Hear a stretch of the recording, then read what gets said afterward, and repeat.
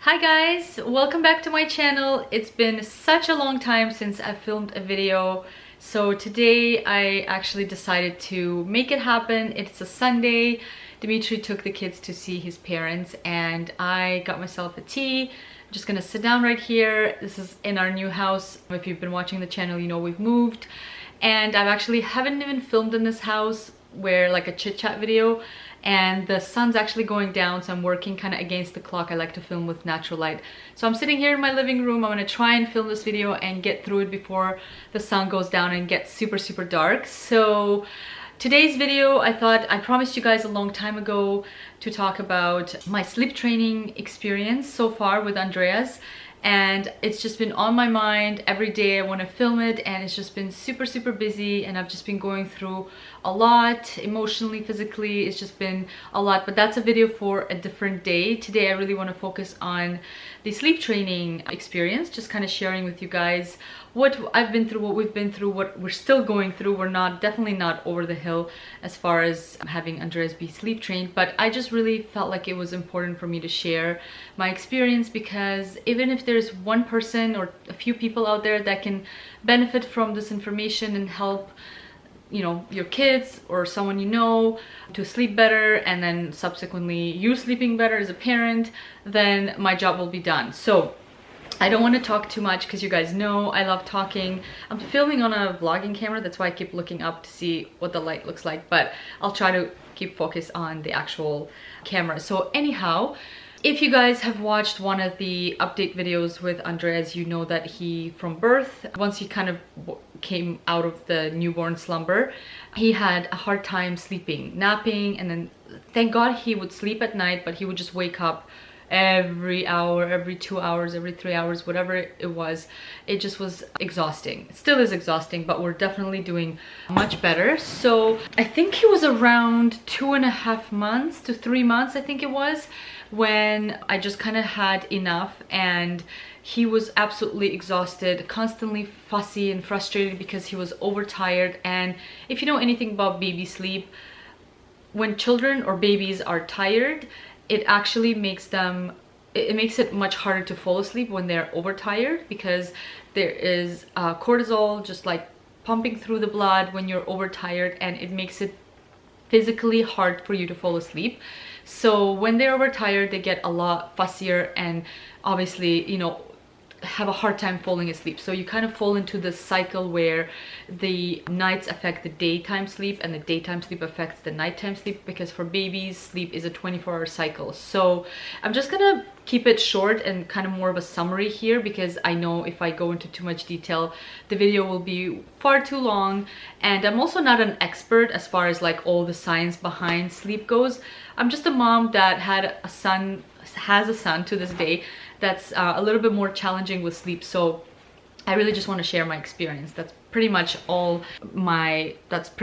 my goal with the video. So I just had to take out my tea bag. So anyhow, so it was around, I think it was around close to 2.5, 3 months when I just had enough, and I decided to hire a sleep trainer.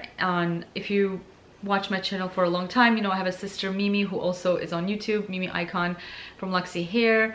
And so she has a daughter, Alexa, and she worked with the sleep trainer. To this day, she works with her as needed, because children go through different phases, and once they're going through developmental leaps, they kind of regress sometimes. So sleep is an ongoing thing with kids, or when they're teething and things like that. So she works with that lady to this day. Her name is Carol, and she was wonderful and helped us out a lot. And then when he was around 4.5 months, I worked with a different lady, and she helped us at that point as well with different things. So like I said, I don't know too much about all the sleep training techniques out there. I know there's a lot of different things that you can do, but I will only speak from what we've tried.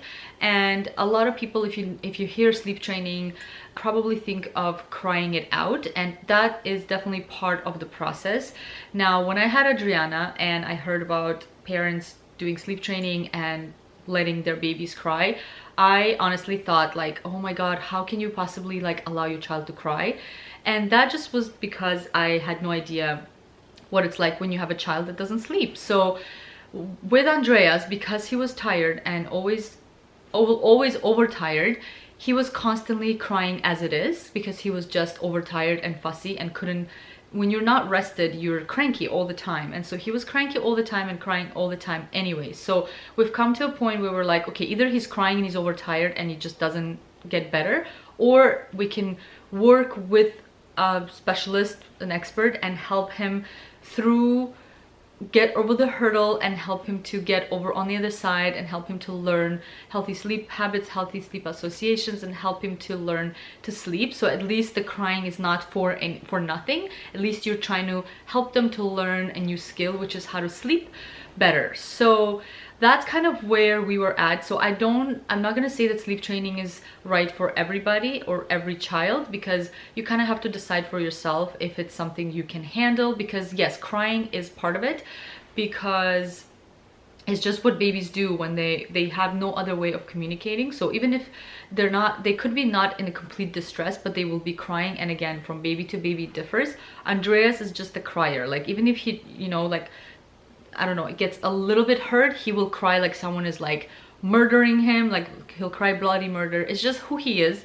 And it took me by surprise, because Adriana was not a crier and really never really cried, because her and I were always in tune, and like I just felt like her needs were always met, and she just like didn't really need to cry. And so when we had this other baby, Andreas, who was just crying like almost all the time, it really took me by surprise. And I just kind of, it took me a while to get used to it, and I'm still getting used to it. But yeah, so the crying is part of it, but it is controlled crying, and it's not like you leave them there and you abandon them and you leave the room. You're working with them and you're helping them to learn how to sleep better. So I'm just gonna quickly go over what we did the first time with the first trainer, and then with the second trainer, and how it benefited. So with the first trainer, at that point, Andreas was sleeping while being swaddled and with the Soothie. And those things in the sleep world, or the baby sleep world, are called basically like crutches, where the baby relies on something to help them sleep. In this case, the swaddle keeps them nice and tight so they can't move around and wake themselves up. And then the pacifier, the Soothie, the soother, whatever you call it, helps them to have that sucking motion, which helps.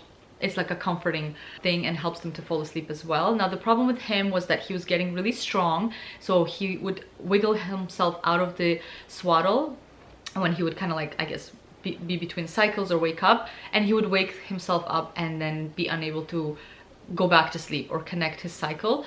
And then same thing with the Soothie. He would kind of be sucking on it, would fall asleep, the soother would fall out of his mouth, and he would like wake up and again be able to not go into that deep sleep. So these are all things that will eventually, they will learn, and it will make it much harder as they get older to unlearn those things. So that's why normally you wouldn't even start sleep training before 6 months is where usually you would do sleep training. But because we were so desperate, I just thought anything will be better than where we're at right now, because I was just so exhausted, waking up every hour to 2 hours, 3 hours, whatever it was. It just felt like a non-stop day that just had no beginning, no end. It was just go, go, go non-stop, and it was just taking a complete toll on me. Anyway, so she recommended to try and lose the swaddle and lose the Soothie right away. You can do it the slow way and it will take you longer. You can just kind of do it, take both away, and it will be harder at the beginning, but once you go over that and he unlearns that, it will be much, much easier to learn good habits as far as sleep goes. So we did that. We kind of did it cold turkey, and to help him to be less kind of active with his limbs, she suggested to use a wedge. So basically it's like a foam wedge that you put the baby on its side, and while you're transitioning them out of the swaddle, you basically help them to kind of hold down their arm and their legs so they're not flailing around while they are, you know, trying to fall asleep, or like moving around, wiggling around. So that's why it's easier if they're on one side, because then all you have to do is just kind of hold down 2 of the limbs as opposed to 4 limbs. So that's what we did. We used the wedge, and he was on his side, and you kind of would just like hold him down, and then she had us do a padding technique where you kind of like rhythmically patting him to sleep. And that's again a transitional technique that you do. You don't want to do that continuously, because again, that will become then a sleep crutch or a sleep association where he'll need that to fall asleep. But while you're transitioning from the so-called bad habits to the being an independent sleeper, you kind of use those techniques. So she had us do that, and he responded well at first, and she helped us to drop down his night wakings to about 2 to 3 times, where he would wake up 2 to 3 times to feed at night, which he still does to this day. He's still waking up twice to feed, sometimes 3 times, which is still a lot. That's why I'm saying, like, we're definitely not completely sleep trained, but we've come a long way from where he was, and that's why I feel like this is important to just talk about the fact that there is hope. And if you have a baby that is not a good sleeper, that there are things you can do. Like I said, as far as I know, there's a lot of different techniques, there's a lot of different people out there to help you. You can, if you don't want to hire someone, you can just do research online, and there's books or like programs that you can do, that you can sign up for or like download and things like that. So that's what we did with the first lady, and she was again great help. And it was all, actually I should mention, it was all over like virtual support. She did it with us because she lives in the UK, and she helped us over WhatsApp. So she was with me all the time during his naps, and then at night, like if I had questions, I would kind of message her, and she would guide me through the process of what to do and how to do it. And that was really, really fantastic. So she offers that virtual support, but again, I felt like there was someone there in my corner helping me along and just sort of like guiding me, so I didn't, you know, so I knew what I was doing, because otherwise you just feel lost. I don't know what I'm doing as far as baby sleep goes. So that's what it was. And then with the second lady that I hired, her name is Amanda, and so I wanted her help because he just was not, and he's much better now, but he still is not like the greatest napper as far as like the length goes. He's much better than he was, because he was waking up every like 20 to 30 minutes into his nap and not get that nice deep sleep. And right now he's about 1.5 hours, which is for me like feels like such a long time, because when you compare to 20-30 minutes, it's really feels like a much longer nap. So I should mention, actually, with the first lady, Carol, she had us be on a schedule of like every 4 hours he would feed, and then he would have to go to sleep. He would be napping, because he was so little at that point. He would need like 4 naps. So he would need a morning nap, 4 or 3 naps, I can't even remember now. He would have a morning nap, then he should have had like a really long afternoon nap, and then another short one, or like another medium length one in the afternoon, and then bedtime would be at 6. So, and the day would start at 7. That's kind of like 7 to 6 is his awake time, and the naps happen in between. But again, obviously every day is different depending on when he wakes up, and that kind of affects everything else.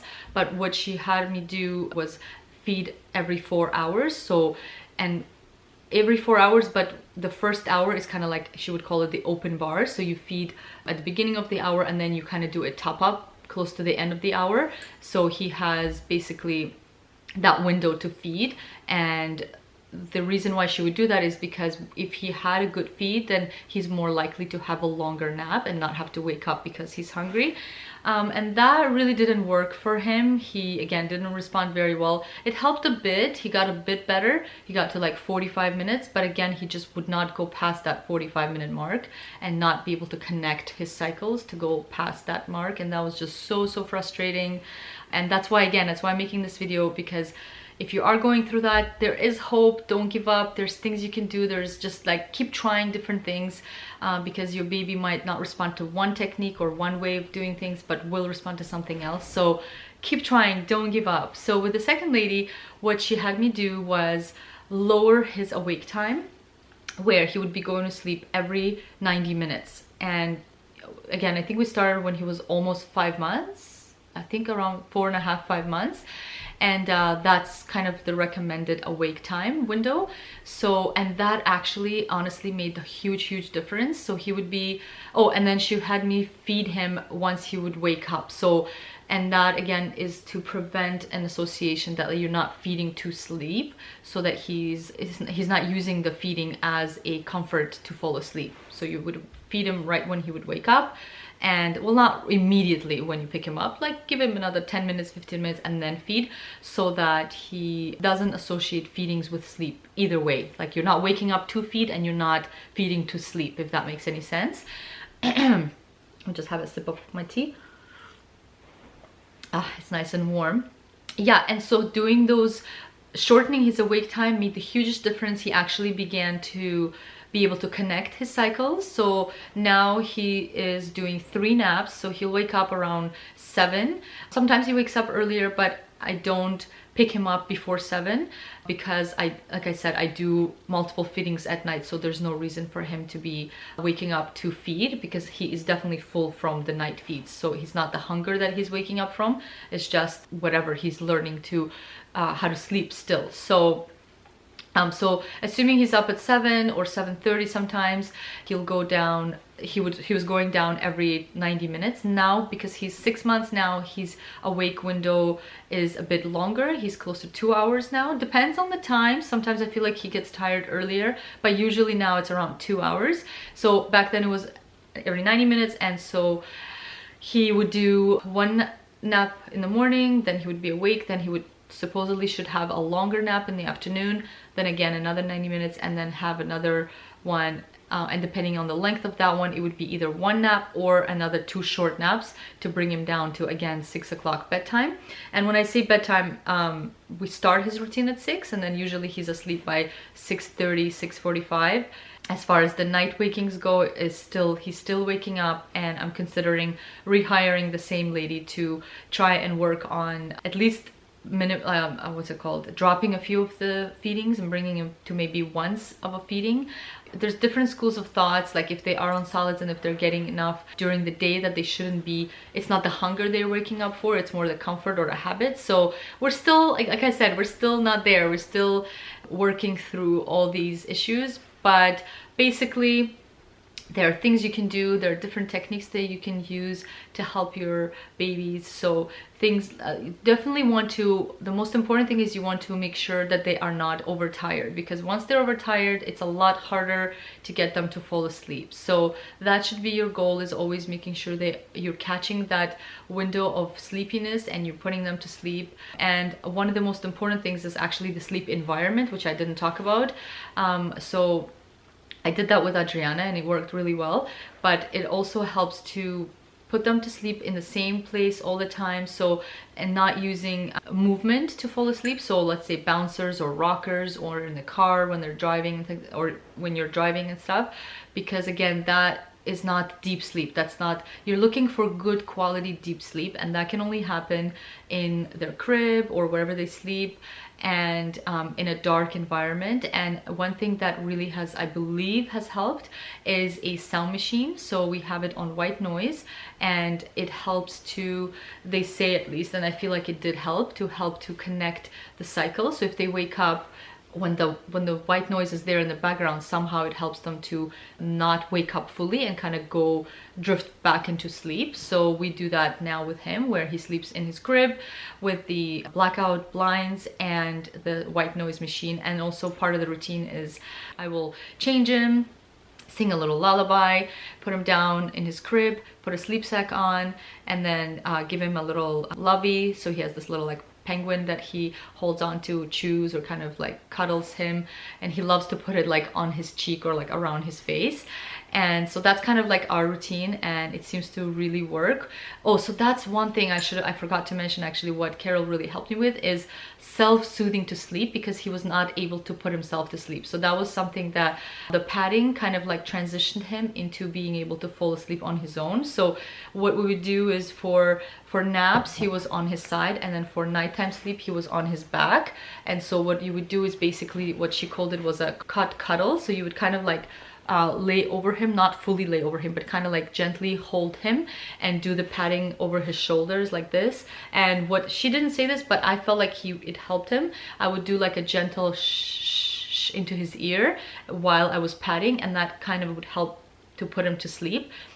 Eventually, over time, he learned to fall asleep on his own, and that, actually, I should have started with that. I completely forgot, because we're over that now. I completely forgot to talk about that point, but that is such an important point, to be able to fall asleep on your own and not needing to be like rocked or fed or whatever, something where you literally like put them down, say I love you, have a good nap or good, you know, sweet dreams, whatever, and you walk away and they fall asleep on their own. That is such a huge accomplishment, and that is something that is so crucial in their journey to learn how to sleep. And I just looked up and it's like super dark. I hope you can still see me well, but I really wanted to film this and I have so very little time now for filming, so I really wanted to make this video and just talk to you guys about my experience and share what we've been through in a summary, because it's such a long process and there's so many different details to it. But I really wanted to just kind of give a little glimpse into what we've been through and what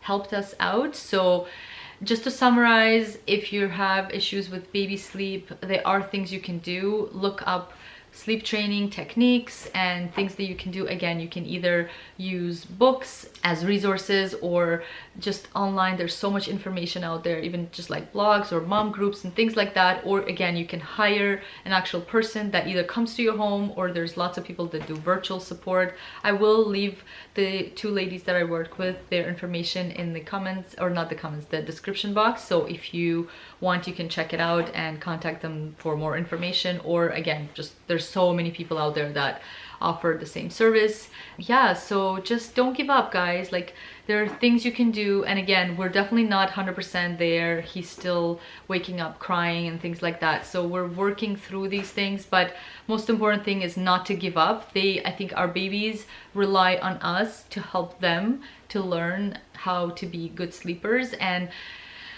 sleep is such an important thing because it is a lifelong skill that you learn, and I feel like if you develop bad habits, they will stay with you all throughout your lifetime. So that's why I feel so responsible to help him now so he can learn and be a good sleeper. Like, all the things that I did with Adriana have helped and made her be a good sleeper, and now she sleeps really well. She still takes like 2-hour naps. She's down to 1 nap because she's over 2 years old. She fights the nap now. She says, no, I don't want to sleep, I don't want to sleep. But once she's in her bed and she kind of does her little routine, she does fall asleep and stay asleep for a good 2 hours. So yeah, I really just wanted to encourage you guys to not give up and look for ways to help your babies and yourselves, because it is completely exhausting to be up every however many times at night, and naps as well, because the naps affect the nighttime. So anyhow, I'm gonna end right here. I really hope that some of my experience will inspire you or will help you in some way. If you find this video helpful or any of the information helpful, be sure to give it a thumbs up, like the video, share with anybody, your friends and family, anybody that you feel might benefit from the information. It's like super dark now, but yeah, anyways, I really miss you guys. I really want to film more, and I'm gonna try and do that as much as I can. And yeah, I really hope you're having a wonderful day wherever you are. I love you, I miss you, and I'll see you in the next video. Mwah!